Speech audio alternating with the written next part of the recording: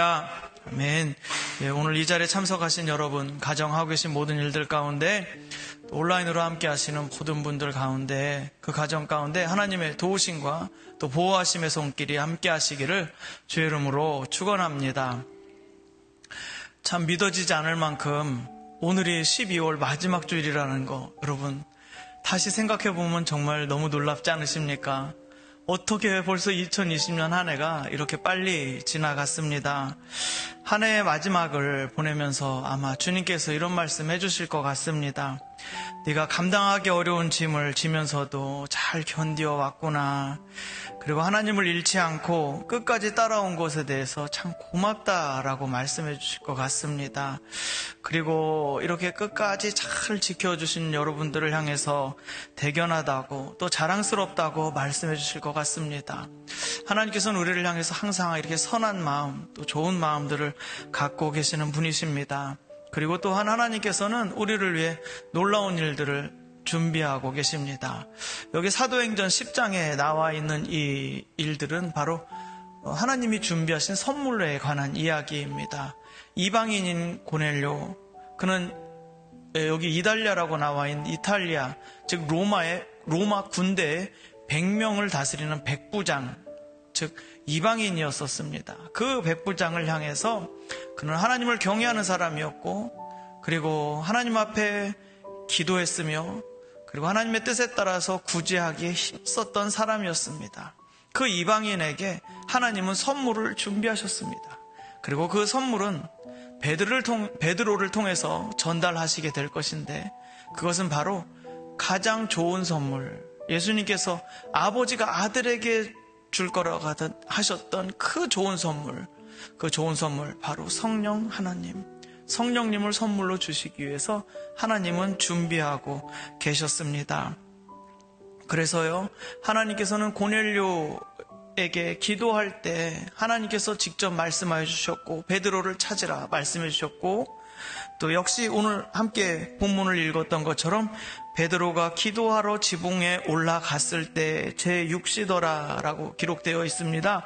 6시라고 한다면 우리는 저녁 6시로 생각하는데, 유대인들과 우리 현재 쓰고 있는 시간과는 딱 뒤집으면 됩니다. 12가 맨 밑으로 내려오고 6자가 위로 올라가면 되거든요. 그래서 낮 12시라고 생각하시면 됩니다.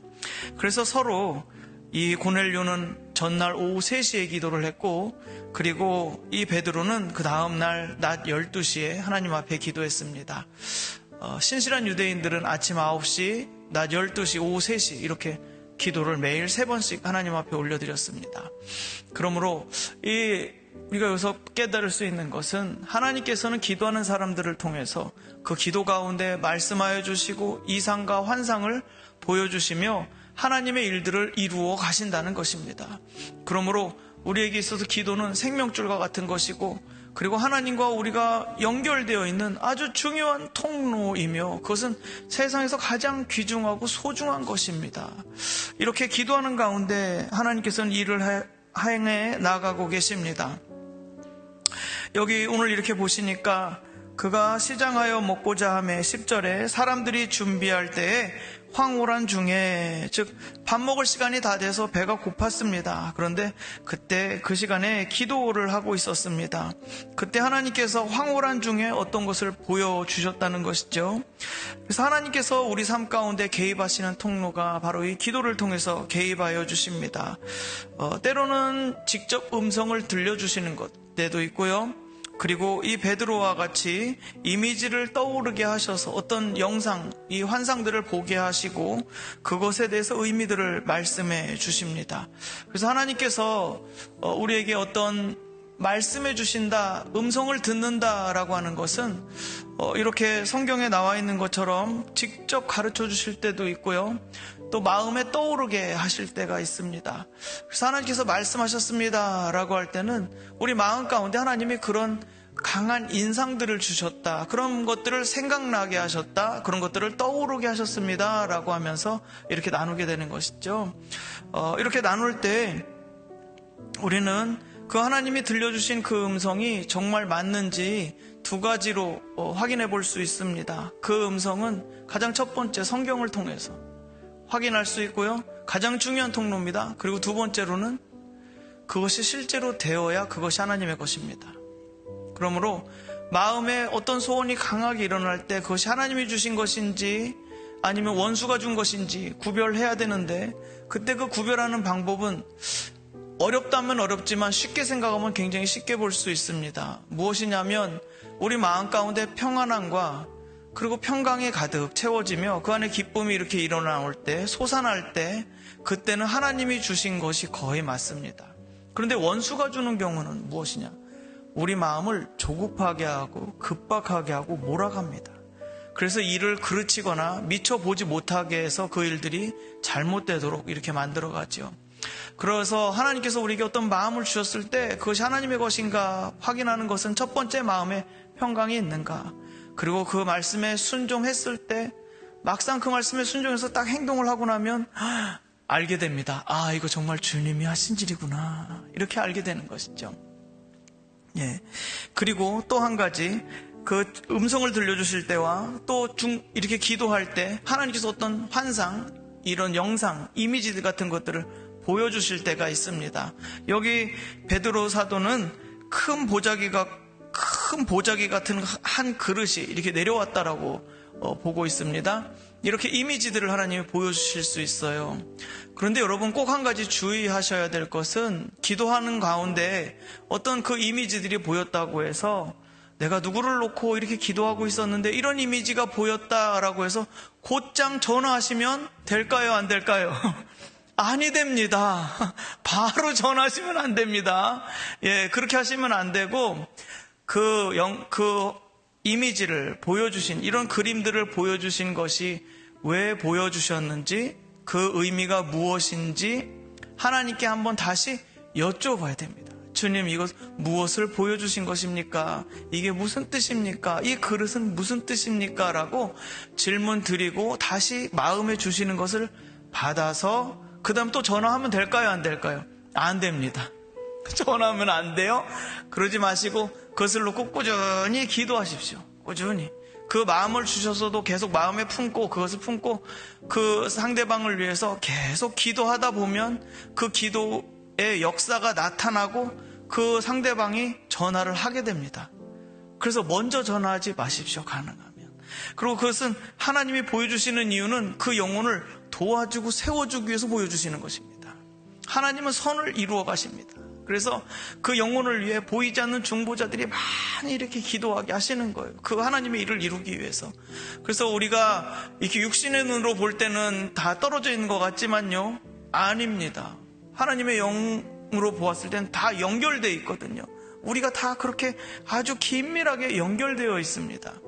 그래서 그 영의 세계에 들어가 있을 때, 들어가서 보게 될 때 그것은 반드시 우리로 하여금 우리 자신의 일이든 혹은 상대방, 중보하는 그 상대방의 일이든 그것은 그 기도로서 풀어나가고 기도하면서 하나님의 일하심을 구하도록 하셔서 하나님의 은혜가 부어지도록 하시는 겁니다. 참 멋있는 일이죠. 정말 멋있습니다. 나중에 우리 코로나 걷어지고 나거들랑 우리 같이 모여서 중보기도도 또 할 겁니다. 그래서 우리 교회 안에 이런 기도의 일꾼들이 계속해서 일어나기를 또 주의 이름으로 축원합니다. 이렇게 베드로의 환상을 통해서 하나님께서 이제 베드로에게 뭔가 말씀하시는 거예요. 베드로야, 이제 네가 이것을 보고 뭔가를 깨달아야 된다, 무엇을 알아야 된다, 이렇게 말씀해 주시려고 하는 것이죠. 자, 그러면 이제 이 내려온 환상이 무엇인지 하나씩 저와 함께 이 내용들을 하나씩 살펴보겠습니다.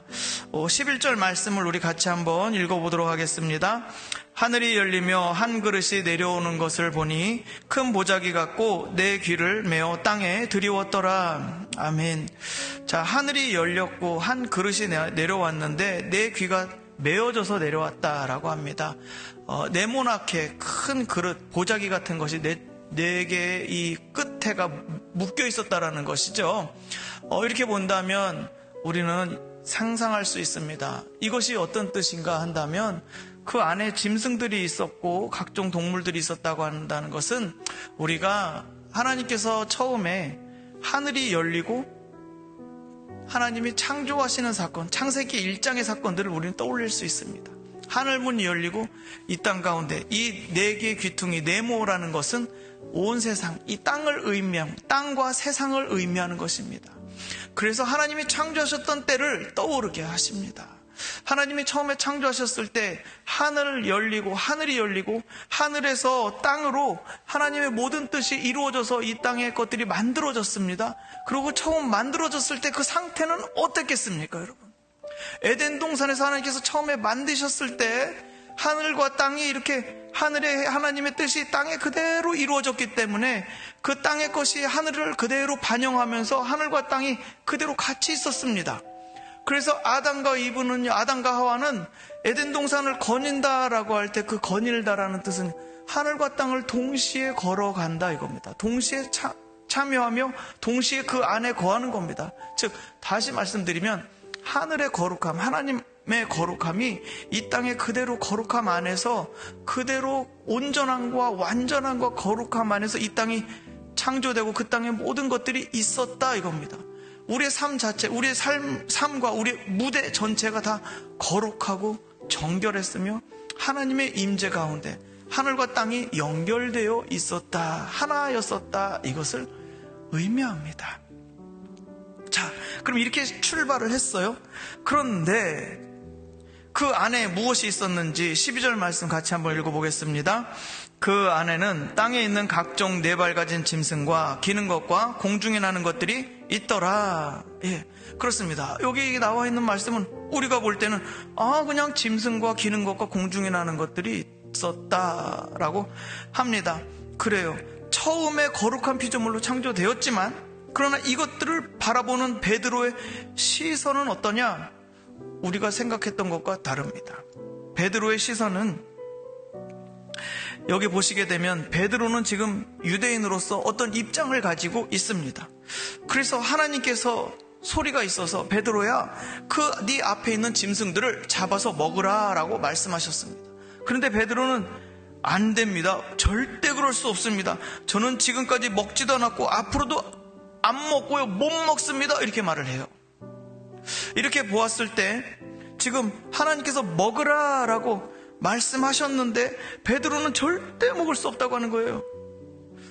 그래서 그는 속되고 깨끗하지 않다, 나는 못 먹습니다 라고 이야기합니다. 이것은 베드로가 지금 어떤 것에 기준을 두고 있느냐면 레위기 11장에 나와 있는 부정한 것과 더러운 것들, 속된 것, 이 부정한 짐승들의 리스트를 알고 있었고 자기는 여태까지 그것을 잘 지켜왔다라는 거. 그래서 상상할 수 없이 이 부정한 짐승들이 어떻게 하늘에서 열려가지고 이런 부정한 것들이 하늘에서 내려왔을까? 유대인 베드로의 입장에서는 그게 이해가 되지 않는 거예요. 하나님이 왜 이런 부정한 짐승을 내려주셨을까 말이죠. 그래서 어떻게 거룩하신 하나님과 이게 매치가 안 되는 거예요. 자, 그렇기 때문에 하나님의 명령에 대해서 베드로는 그것을 따를 수가 없습니다. 아니요, 저는 못 먹습니다. 못 먹어요. 그리고 여태까지 안 먹었습니다. 우리가 이제 여기서 볼 수 있는 것입니다. 하나님의 뜻은 먹으라 말씀하셨는데 베드로는 절대 안 됩니다 라고 말씀드리는 거예요. 그런데 그것의 기준, 나름대로 합리적인 기준이 있습니다. 왜냐하면 모세를 통해서 베드로는 모세를 통해서 배워왔던 율법을 알고 있지 않습니까? 1500년 동안 대대손손 내려와서 우리는 거룩한 하나님의 백성, 그리고 이 세상, 즉 세상이라고, 성경에서 세상이라고 말을 할 때는요, 죄로 인해 타락한 땅과 거기 살아가는 모든 사람들과 그 사람들이 가지고 있는 문화까지 다 통칭해서 말을 하는 겁니다. 그러니까 속되다라는 그 표현을 우리는 생각할 수 있습니다. 거룩하신 하나님, 그리고 원래 이 땅도 거룩해야 돼요. 그런데 지금 이 땅은 어떤 상태냐? 속되다, 이렇게 세속적이다. 세속적이다라는 말은 이방인, 이 우상 숭배하는 사람들에 의해서, 하나님을 섬기지 않는 사람들에 의해서 창조되었을 때 그 거룩함의 형상들이 모두 다 어떻게 되었다? 깨져버렸고 더럽혀져 버렸다. 그리고 그것은 왜곡되어 버렸다, 이것을 의미하는 겁니다. 그래서 이 모세를 통해서 하나님의 백성들만큼은 이 세상에 있는 이 우상들을, 이 우상 숭배자들의 삶과 그들의 모든 모습들에 대해서 분리되어야 했었고 구별되어야 했었습니다. 그래서 하나님께서 거룩하시니까 너희도 거룩하라라고 말씀하셨던 거예요. 그래서 구별됨, 분리됨이 가장 중요한 일이었습니다. 자, 그러면 이제 하나님과 세상 이 두 개가 원래는, 우리가 이제 알 수 있는 것은, 원래는 하나님의 거룩하신과 땅의 거룩이 같이 온전한 하나였었는데, 사람이 죄를 범함과 동시에, 그리고 그 이후의 삶이 죄로 점철되고 번복되어, 아주 그냥 번복이 되어버린 인생들 가운데서 하나님을 섬기지 않고 우상 숭배하는 사람들이 바로 그 모든 것들을 다 더럽혔고, 그래서 속된 것과 거룩한 것이 분리가 되어버렸다. 하늘과 땅이 분리되어 버렸다. 이게 첫 번째예요. 깨어져 버림. 이것이 얼마나 큰 아픔이고 상처인지 여러분. 그리고 그 가운데서 유대인들, 이 이스라엘 백성은 하나님으로부터 그래서 거룩함 안에 세상과 분리되어야 함을 하나님이 주장하셨던 겁니다. 세상과 섞이지 말아라. 섞어놓지 말아라. 너의 생각과 너의 모든 행동과 너의 삶의 모든 양식이 우상숭배자들과 섞이지 않아야 된다 말씀하셨던 겁니다. 그리고 이스라엘 백성 안에 이런 음식 규정을 두셨던 이유가 무엇입니까? 음식 규정을 두신 이유는 그 음식 문화잖아요. 지금도 여러분, 요즘은 유튜브로 전 세계에 앉아서 전 세계 음식을 다 감상할 수 있습니다. 얼마나 설명을 자세하게 해주는지 내가 여기서 먹고 있는 것 같아요. 그만큼 있습니다. 그 자체가, 음식 자체가 문화입니다. 그래서 그 타락한 문화, 즉 그들이 이 우상숭배하는 사람들이 먹고 있는 그 음식들, 그런 것들을, 그 문화 자체를 너희가 받아들이지 말라 하셔서 레위기에 그런 것들을, 음식들을 먹지 말라고 하나님이 기록해 두신 것입니다. 그래서 그것은 속되고 깨끗하지 않다라는 것은 그 존재 자체를 아예 부정하는 거예요. 이방 사람들, 우상숭배자들, 그 죄악에 우리는 들어가지 않을 것이며 이 깨어진 세상을 우리는 다시 회복할 것이다라는 비전이 그 사이에 있었던 겁니다. 그런데 여기 이렇게 부정하다라는 것, 이스라엘 백성 안에서도 그렇다면 이스라엘 백성은 처음부터 끝까지 계속 다 정결하냐? 그렇지 않아요. 그렇게 구별한다 할지라도 이스라엘 안에서 부정한 일이 또 발생하는데, 그 부정이 무엇이냐면 죽음을 만지다라는 겁니다. 시체를 만지거나, 그렇죠? 옷에 곰팡이 피어도, 또 이 건축물에, 이 건물에 그 곰팡이가 피어서 썩은 부분이 드러나도, 그렇죠? 그것은 부정하게 됩니다. 왜냐하면 가장 기본적인 부정하다라는 그 뜻은 여러분 죽음을 만지다라는 것에서 시작됩니다. 그래서 우상숭배자들의 삶을 따라하지 말라라는 이야기는, 그들과 구별되어야 된다는 얘기는, 왜냐하면 우상숭배하는 자들은 생명을 보지 못하고 결국 그들의 운명은 어떻게 될 것이기 때문에 죽음으로, 무덤에 영원히 거하는 자로 끝날 것이기 때문에 그러는 겁니다. 그래서 이스라엘 안에서도 죽음을 만지지 말아야 됐습니다. 죽음에 터치해서는 안 됐었습니다. 그래서 하나님께서 이스라엘 안에서도 율법을 주셔서, 법을 주셔서 부정한 것에 대해서 어떻게 해야 될지, 어떻게 해야 정결하게 될 수 있는지를 말씀해 주시고 가르쳐 주셨던 겁니다. 그래서 유대인에게 있어서, 하나님의 사람에게 있어서는 속된 것과 또 정결하지 못한 것, 깨끗하지 못한 것, 부정한 것에 대해서 그 개념을 가지고 있었어야 됐습니다. 왜요? 하나님의 백성은 생명에 속한 백성이기 때문에 그렇습니다. 하나님의 백성은 생명에 속했기 때문에 죄를 만지면 안 돼요. 그래서 우상숭배하는 자들은 그들의 운명은 결국은 큰 의미에서 봤을 때 하나님을 떠나, 그리고 버렸고, 그들은 죽음을 만졌으며, 그리고 여전히 그들은 죽음을 나누어 주고 살아간다는 겁니다. 다른 사람의 생명을 빼앗아서 자기의 생명으로 삼고, 다른 사람의 기쁨을 빼앗아서 자기의 기쁨으로 빼앗고, 다른 사람의 자유를 빼앗아서 자기의 자유를 삼는 자들이 바로 하나님을 인정하지 않는 자들, 우상숭배하는 자들의 삶이 바로 그겁니다. 그래서 생명을 나누는 삶이 아니라 죽음을 나누고 죽음을 풍성하게 만들고, 그 죽음이 결국 그들 자신의 마지막 운명이 되게 만들어버리는 거, 그래서 영원히 무덤에 거하는 자들로 끝나버리고 만. 그것이 바로 세상 사람들, 부정한 자들, 그리고 속된 사람들의 운명이요 끝이다 이것입니다. 그래서 이 베드로 안에 있는 문제는 이 짐승들을 먹어서는 안 되는 것은 속되고 깨끗하지 않기 때문에 저는 그것을 못 먹습니다. 먹으면 안 됩니다. 이렇게 말했던 거예요. 그리고 또 한 가지, 그에게 있어서는 안 먹는 이유가 있는데 지금까지 한 번도 절대로 먹지 않았다라고 하나님 앞에 말씀하고 있습니다. 그는 지금까지 하나님께 대한 열심으로 그런 일들을 행했습니다. 믿음에 따라서 자기의 행위를 이렇게 지켜왔습니다. 그 존재 자체도 인정하지 않았고, 그리고 그것을 먹는 행위 자체도 하지 않은 거예요. 그래서 이것을 3번씩이나 밀고 땡기고 했다는 거 아닙니까? 하나님이 내려서 얘야 이것을 먹어라. 아니요, 못 먹습니다. 그리고 지금까지 안 먹어왔습니다. 그리고 앞으로도 안 먹을 겁니다. 그래서 딱 하나님이 다시 또 내려주시고 다시 또 먹어라. 저는 못 먹어요. 안 먹고 왔습니다. 앞으로도 안 먹을 거예요. 그래서 다시 탁 올려가고, 그리고 3번째 다시 하나님이 내려주셨어요. 먹어라 베드로야.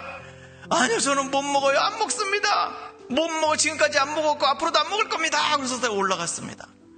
베드로 사도는 참, 이분은 제가 좋아하는 이유가 있어요.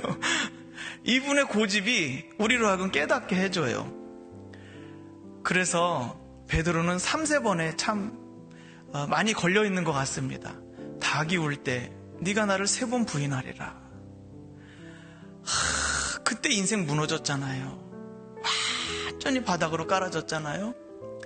그리고 나서 고기나 잡으러 가자 하고서 예수님 십자가에 죽으시고 그냥 자기 갈 길 가버렸단 말이에요. 그런데 다시 예수님이 찾아오셔서 그 물고기 잡는 베드로한테 생선을 굽고 떡을 구우면서 냄새나지? 일로 와봐 부르십니다. 베드로야. 그래서 베드로가 막 주님이 싹 해서 막 가가지고 딱 할 때 예수님이 꺼내신 말씀이 무엇입니까? 베드로야, 네가 나를 사랑하니?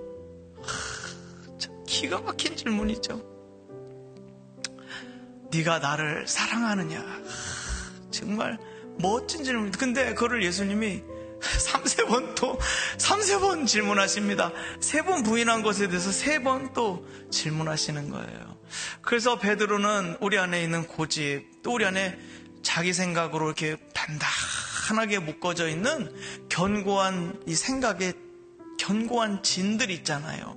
그거는 절대 안 돼. 이거는 정말 이렇게 돼야만 돼. 라고 하는 우리 안에 있는 이 고정관념들을 정말 잘 보여주고 있습니다. 그래서 이 베드로의 모습을 보게 되면, 아니, 사도가 돼서 이제는 예수 그리스도의 일을 하는데도 불구하고 하나님이 먹어라. 아니, 저는 못 먹어요. 그래서 또 2번, 3번, 3번씩이나 이렇게 할 만큼 베드로의 고집을 통해서 얼마나 이것들이 깨기 어려운 것인가. 그것에 대해서 우리 안에 하나님께서 말씀해주고 보여주고 계십니다. 이런 베드로의 생각들에 대해서 지금까지 1500년 동안 내려왔고 지켜왔던 하나님께 대한 열심, 옳았다고, 그리고 그것이 올바른 행동이라고 믿어왔던 것에 대해서도 하나님께서는 다시 새롭게 가르쳐 주시려고 합니다. 새롭게. 아니, 그것은 이제 바뀌었다. 새 것으로 내가 가르쳐 주겠다. 즉, 너의 삶을 내가 새롭게 창조하겠다. 그 말씀이 무엇이냐? 우리 15절 말씀입니다. 같이 함께 봉독하겠습니다. 또 2번째 소리가 있으되 하나님께서 깨끗하게 하신 것을 내가 속되다 하지 말라 하더라. 아멘. 하나님이 이 환상을 통해서 보여주시고 베드로에게 가르쳐주시고자 하는 것은 무엇이었느냐면, 하나님께서 깨끗하게 하신 것을 내가 속되다 하지 말아라 말씀하셨습니다. 자, 우리 여기 짧은 한 구절에서 발견할 수 있는 것이 있습니다. 베드로는 하나님, 저거는 부정합니다, 속됩니다 라고 이렇게 말씀드리고 있는데, 하나님께서는 깨끗하게 하신 것이라고 말씀합니다. 즉, 하나님께서 이미 분명히 베드로는 평생 그렇게 부정하다고 배워왔는데 하나님은 아니야, 야, 이미 내가 깨끗하게 했어, 이렇게 말씀하시는 거예요. 이미 내가 그것을 깨끗하게 했다라는 거예요. 그리고 이것은 이미 정결하다 말씀하십니다. 분명히 부정한 목록, 물론 물고기는 빠졌지만 물고기를 어떻게 보자기에 담겠습니까? 그래서 물고기는 빠졌지만 거기 있는 짐승들이 전부 부정한 짐승들의 목록이었습니다. 그런데 지금 하나님은 나는 이미 그것을 깨끗하게 했다라고 말씀하십니다. 아니, 이게 어떻게 된 것일까요? 그냥 하나님이 말씀하셨으니까 깨끗하게 된 것일까요? 아닙니다, 여러분. 여러분, 이제 하나님께서 그 베드로에게 가르쳐 주려고 하시는 것이 있어요. 그것이 무엇이냐면 예수 그리스도께서 행하신 일을 이제 너는 적용해야 된다 말씀하시는 겁니다. 그리스도께서 행하셨던 십자가의 그 대속 사건, 우리를 구속하신 그 사건의 의미가 너 아직 유대인 안에만 머물러 있구나, 그 말씀이세요. 아직 예수 그리스도를 통하여 행하신 하나님의 일이 아직 네 테두리 안에, 유대인이라는 그 카테고리 안에, 이 바운더리 안에 아직 갇혀있구나 말씀하시는 거. 너 그 경계선을 뛰어넘어야 된다 말씀하시는 겁니다. 그 바운더리를 넘어서서 너는 하나님의 그 놀라운 일을 봐야 돼, 그리고 적용시킬 수 있어야 돼 말씀하시는 거예요. 여러분, 우리가 그래서 분명히 기억해야 될 것이 있습니다. 예수 그리스도께서 십자가에서 못 박히실 때 그 피가 땅에 뿌려졌습니다. 그 언덕의 피가, 그 예수님의 피가 땅에 뿌려졌습니다. 그 땅은 아담아 제단이었습니다. 성소의 제단은 번제단, 그 제단은 흙으로 만들으라고, 깎은 돌로 절대 만들지 말라고 하셨던 하나님 기억하시죠? 그것은 흙이었습니다. 그 제단 위에 피를 뿌려야 되는 거예요. 그 흑인 인생, 흑인 사람, 그 삶의 위에 속죄의 피가 뿌려졌을 때 그게 용서받게 된다는 거예요. 자, 그러면 우리는 배웠습니다. 성전에서 하나님께서는 이 성막이 시작될 때부터 어떻게 하셨다고요? 이스라엘 백성을 통해서 매일매일 이 핏뿌림과 제사가 아침 저녁으로 상번제로 올려드리게 하면서, 그때 그 상번제로 올려드린 것은 뭐였습니까? 성소에서 했던 것이 온 세상을 위해서 피를 뿌리는 일이었습니다. 온 세상의 죄를 위해서. 그래서 만민이 기도하는 집이면서 동시에 만민을 위하여 기도하는 집이 바로 성전이고 교회다, 이겁니다. 예, 그래서 그 핏뿌림의 의미를 유대인들은 우리들만 위해서 하는구나, 이래 생각했기 때문에 그들은 그 안에 갇히고 말았습니다. 그리고 그들 스스로의 거룩함에 쩌들어 있었고, 이방 사람들은 속되고 부정하다로 그들은 정죄할 수밖에 없었다, 이겁니다. 그래서 하나님의 복이 이스라엘을 통해서 열방으로 쭉쭉 뻗어 나가야 되는데 이스라엘에 딱 갇혀서 하나님의 복이 흘러나갈 수 없게 된 그 사실을 여러분 기억하실 것입니다. 이것이 구약의 역사입니다. 그리고 신약에서 예수님께서 오셔서 여러분, 인류 역사를 세상 기준으로 보는 것이 아니라 하나님 기준으로 보셔야 이것이 이해되고 열어지게 되는 것이죠. 자, 그래서 하나님께서 그 아들 예수 그리스도를 보내셔서 그 땅 위에 십자가에서 예수님의 보혈을 뿌리셨던 것은 유대인들만 위한 것이 아닙니다. 온 열방을 위한 것이었습니다. 그래서 온 세계를 향해서 예수 그리스도께서 피를 뿌리심으로 그 죄를 대속하셨다는 거예요. 그러니까 여러분, 이미 그 죄를 용서해버리셔서 통째로, 여러분 생각해보면 그래야 하나님 스케일이죠. 그래야 하나님 스케일이죠. 우리처럼 그 사사건건 해가지고 용서해주고 그런 스케일이 아닙니다. 온 세상 모든 인류의 모든 죄를, 시간과 공간의 모든 그 죄를 예수께서 피를 뿌리심으로 정결케 하셨습니다. 그리고 정결케 하셔서 이제 누구에게 속하게 하셨습니까? 예수 그리스도께 속하게 하셨습니다. 그래서 하늘과 땅의 권세를 모두 다 그분 손 안에 쥐고 계신 거예요. 우리는 그 사실을 보고 믿게 되는 겁니다. 자, 그래서 이제 하나님께서 말씀해 주시는 건 뭐예요? 이유와 근거, 이것이 정결하게 되었다라는 이유와 근거가 뭡니까?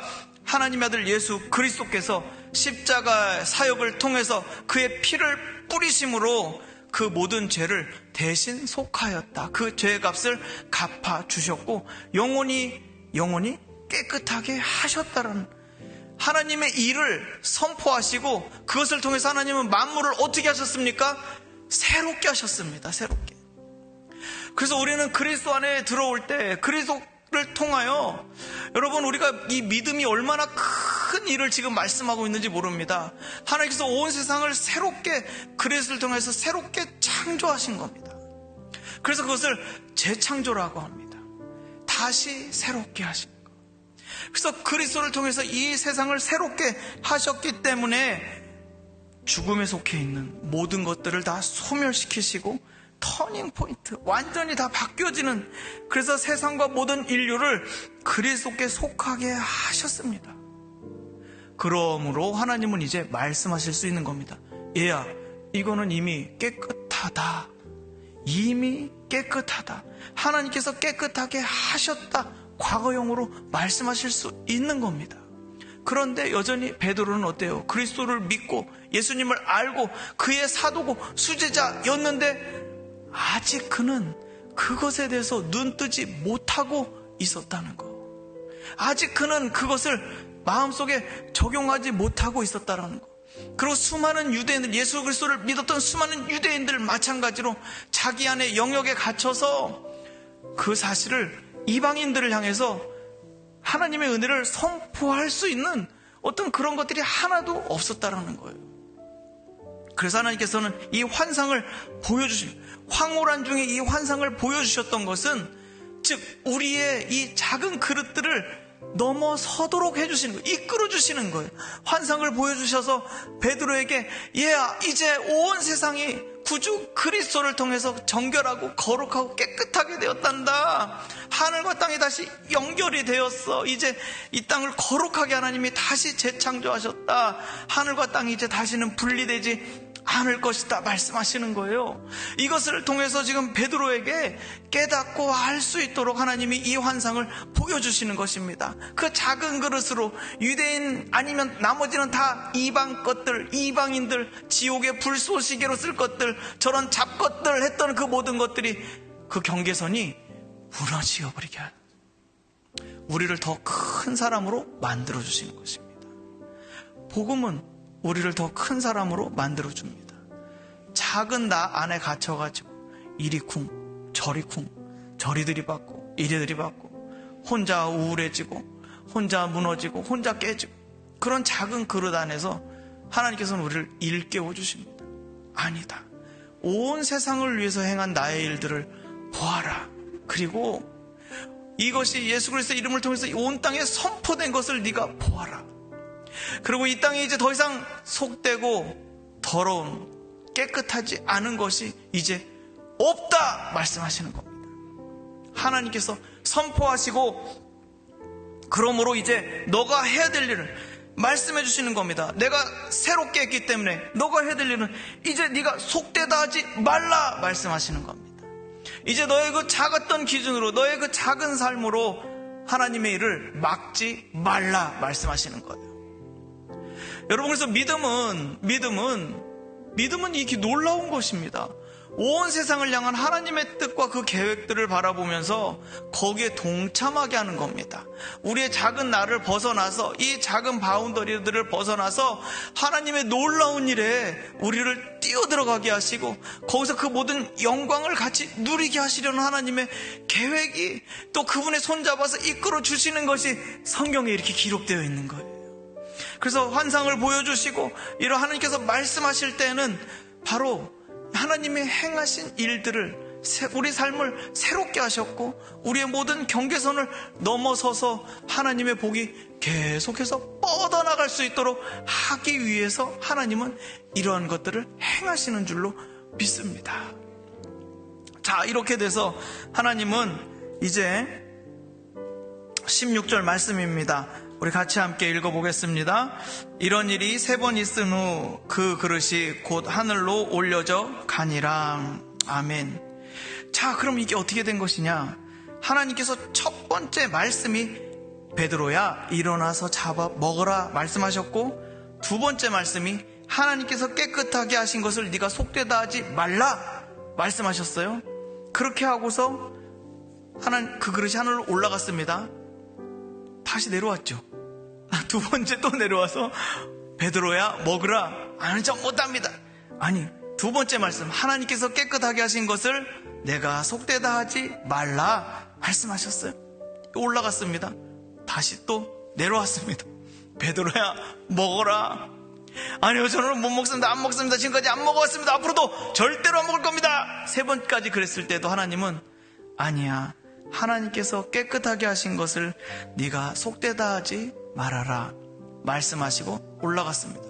만약에 이게 땅에 떨어져서 깨졌으면 그것은 진짜 부정한 것이에요.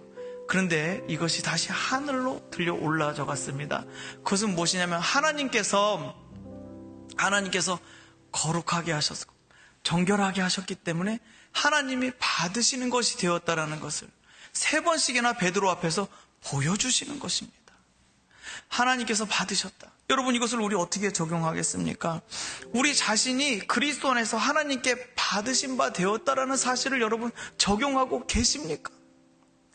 우리 자신의 우리가 지은 모든 죄를 주께서 대속하시고 우리를 그 자신 안에, 예수님 품 안에 두셨다는 사실을 여러분 믿으십니까? 그 안에 두시고 그 모든 권세 안에, 예수님의 하늘과 땅의 모든 권세를 가지신 분 안에, 그 권세 아래 우리를 그 안으로 집어 넣어주시고, 그리고 거기에 이제 너는 속되지 않다, 이제 너는 부정하지 않다, 이제 너는 죄인이 아니다라고 말씀하시는 그 음성을 여러분 날마다 들으시냐의 말씀입니다. 너는 하나님의 거룩한 자다. 너는 하나님의 거룩한 백성이다. 그러므로 너에게 그 모든 죄는 이제 너에게 유효하지 않다. 그 죄는 너에게서 물러갈 것이며 너 마음에 있었던 모든 그것들은, 어두운 것들은 거두어져 나갈 것이다. 마음속에 있는 그 모든 우울함들, 좌절감들은 걷어지고 나갈 것이다. 육체에 붙어 있었던 질병들은 끊어져 나갈 것이다 말씀하시는 거예요. 왜? 우리는 주님의 것이기 때문에요. 주님께서 이미 거룩하게, 이미 정결하게 하셨다는 사실을 믿는 사람들이기 때문에 그렇습니다. 그래서 우리는 십자가를 의지합니다 라는 것은 내 아픔과 내 모든 우울함과 내 육신의 모든 질병과 내 인생에 들어왔던 모든 저주가 그 십자가에서 완전히 전소되고 말소되고 취소되었다는 사실을 믿는 사람들입니다. 그래서 우리는 새롭게 창조되었습니다. 우리는 깨끗한 사람들입니다. 정결한 사람들입니다. 어제까지 어떤 일이 있었는지가 여러분 오늘 다시 하나님 앞에 섰을 때는 우리는 그리스도로 인하여 정결한 사람입니다. 거룩한 하나님의 사람입니다. 그러므로 거룩한 하나님의 사람으로 살아갈 수 있도록 주께서 힘주시고 도와주시고 이끌어 주실 것입니다. 베드로와 같이 고집이 시고 자기 생각이 강하고 세 번씩이나 하나님이 두 눈을 똑바로 뜨고 보여주시는데도 거부하는 그 사람에게도 하나님의 은혜는 변함없이 임했습니다. 그리고 그를 사용하셔서 이방 사람들에게 복음이 증거되고 그들도 성령을 받을 수 있게 하나님은 일하여 가십니다. 하나님의 일을 막을 자가 없습니다, 여러분. 그러므로 하나님께서는 우리를 사용하여서 그 하나님의 일을 놀랍게 이루어 가실 것입니다. 유일한 통로, 기도. 주님 앞에 엎드리며 기도하는 그 습관, 그 기도를 여러분 잊지 마시고, 그리고 하나님께서 행하실 놀라운 일들을 기대하는 가운데 올 한 해가 마무리될 수 있기를, 또 새해가 활짝 열어질 수 있기를 주의 이름으로 축원합니다.